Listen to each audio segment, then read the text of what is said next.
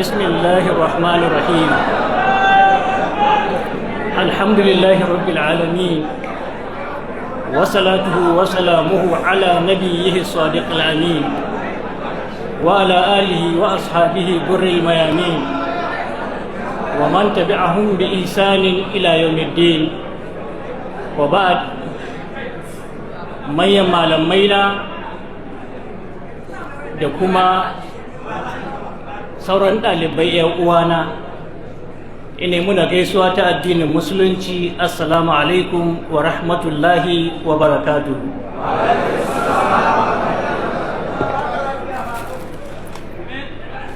Babu shakka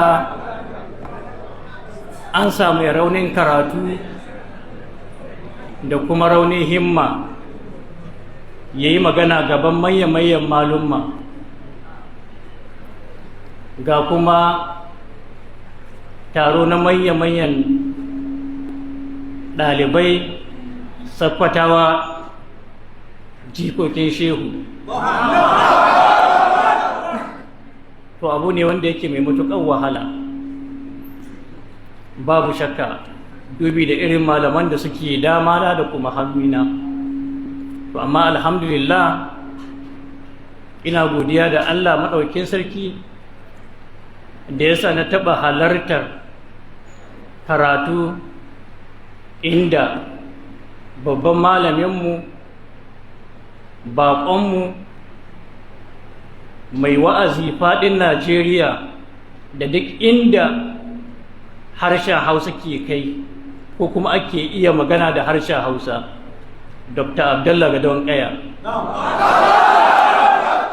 Ina godiya da Allah maɗaukakin sarki da yasa muka taɓa haɗuwa kuma har ya gabatar da karatu gabana. Wannan abin alfahari ne ƙwarai gare ni. Sa'an nan na biyu, abin da nake alfahari da shi shine Allah maɗaukakin sarki ya bani dama. Sautin nan da na daɗe ban ji ba, mun daɗe ba mu haɗu ba, sautin nan wanda kuka sani mai isar da saƙon sunna, wanda yake tafiya da gudu kamar jirgin sama, shine Dr. Jabir Sani mai hula. Babu shakka na ji daɗi ƙwarai na jin sauti shi, na kuma samun shi cewa yana cikin ƙoshin lafiya. Mun ji dai lecture wadda malam ya gabatar, duk da yake na zo na tarar da shi yana cikin gabatarwa.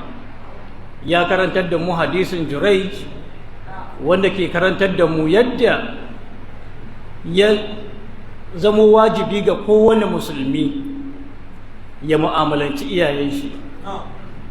Ka zamo mai jin maganar su, ka zamo mai taimakon su, ka zamo mai kulawa da su, ka zamo mai musu komi. Ko mun ji irin jan kunnan da ya muna, wanda bai da buƙatar a ce ko ƙala a ce komai game da yadda 'ya'yan zamani suka koma a yau. Maimakon ku taimaki iyaye, kun dawo kuna ƙoƙarin ku rosa duniyarsu kuma ku rosa lahirarsu. Baka taimake shi duniya ba, kuma yana ƙoƙarin ya gina ma kanshi guzuri na lahira, kuma ka zo ka kange har ma ka ƙaƙaro mishi hauka. Kaga kun zama 'ya'yan mahaukaci kenan. To babu shakka wannan abu ne wanda yake mai matuƙar muni, kuma abu ne da ke faruwa. Abu ne wanda ke faruwa. Wani ya ɗauki matar shi ya kai ƙasar waje, wai tana fama da wasu ƙuraje ga fuskarta, kada su lalata mata fuska. Amma uba ne na nan cikin ƙauye yana fama da makafta saboda ciwon diabetes, ya makabci.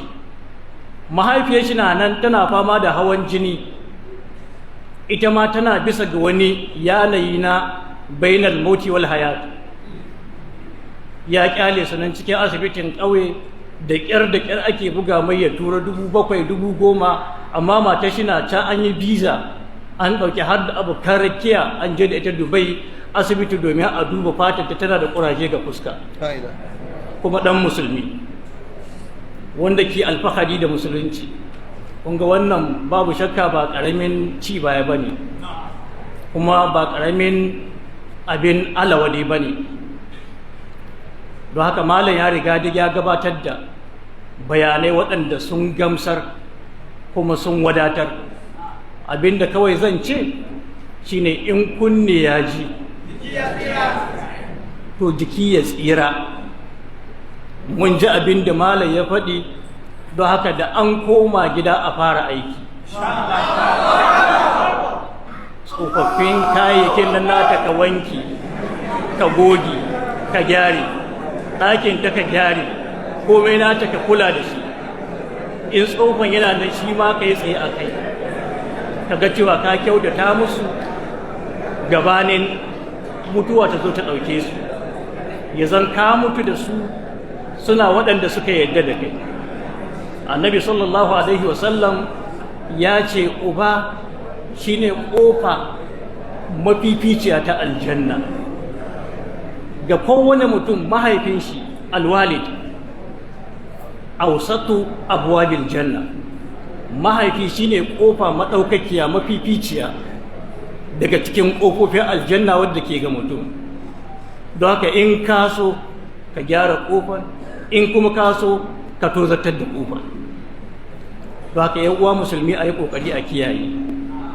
Ina ƙara godiya ga Allah madaukakin sarki wanda ya haɗa mu a wannan taron a cikin wannan masallacin mai albarka. Ina roƙon Allah madaukakin sarki ya ba mu ladar karantarwar da malam ya yi muna, kuma ya biya malam irin tattakin da ya ɗauko daga Kano zuwa Sokoto. Kun san akwai nisa, ya bar ɗawainiyoyi daban-daban, ya bar ayyuka daban-daban, ya zo domin ya isar da saƙon Allah zuwa gare mu. Don haka muna ƙara jinjinawa kuma muna ƙara roƙo na cewa Allah maɗaukakin sarki ya saka wa malam da alkhairi. Waɗanda suka haɗa wannan taron suke ta ɗawainiya wajen ganin cewa wannan taron ya yiwu, domin ba kamar yadda muke gani tarurruka suke ba. Akwai ɗawainiya mai yawa wadda gabanin ka tara al'umma a zo a gabatar da wani abu a watsi, kana da buƙatan sai ka sa ƙarfinka, sai ka sa iliminka, sai ka sa tunaninka, sai ka sa dukiyarka. To suka ɗauki dukkanin wannan nauyin. Muna roƙo Allah maɗaukakin sarki ya saka musu da alkhairi. Ko muna kira ga 'yan uwa su ci gaba da ƙarfafawa ga irin waɗannan maluman waɗanda suke haɗa waɗannan ayyukan na alkhairi. Allah maɗaukakin sarki ya taimake mu. Wassalamu alaikum wa rahmatullahi wa barakatuh.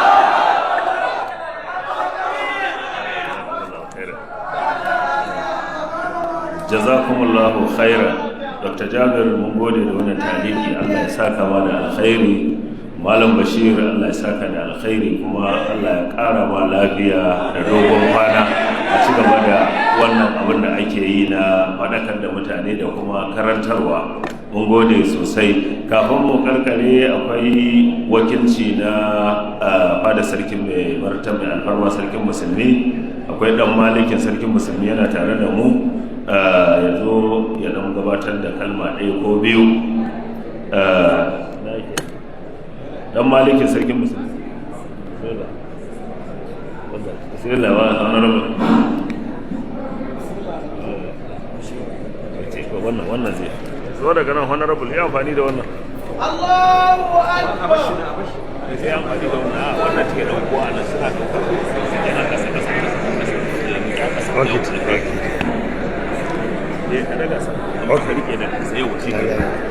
أعوذ بالله من الشيطان الرجيم بسم الله الرحمن الرحيم.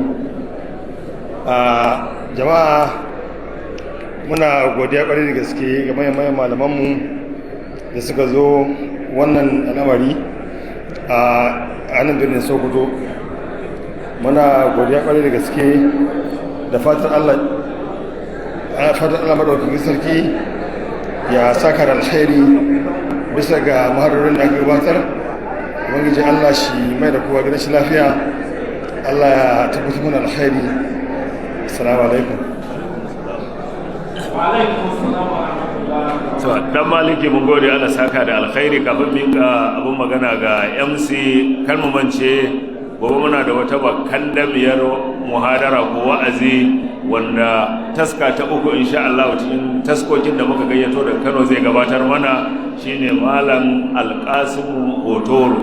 Da haka yana da muhadara a masallacin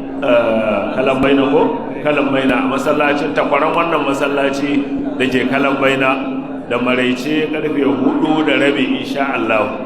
Kafin nan akwai muhadara ta mata da za a yi da sabon karfe 10 a masallacin Mus'ab bin Umair da ke nan Samarot. Bayan wannan kuma akwai muhadarar dare kuma irin wannan wacce za a gabatar a masallacin Darul Arqam da ke Samarot shi ma. Da haka shi wa zai gabatar da muhadarar dare?